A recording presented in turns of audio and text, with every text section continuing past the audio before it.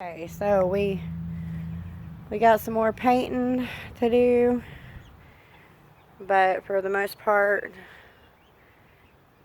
the coop and the run is done.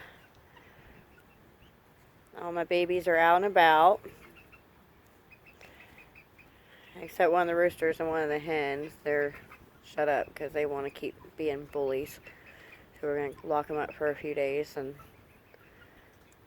try letting them back out. Everybody's getting along for the most part.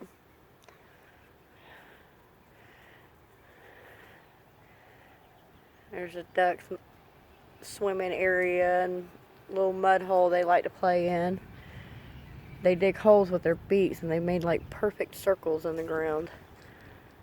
Let's see if, it ain't gonna focus in. I'm gonna try and show you one of the holes, but it's not gonna focus in. So yeah, we're pretty much done with everything. We're gonna cut them zip ties off when we get some wire on the top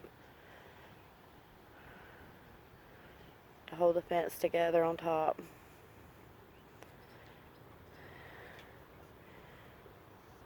But they're safe and they're happy. Hopefully soon we'll get their outside area done.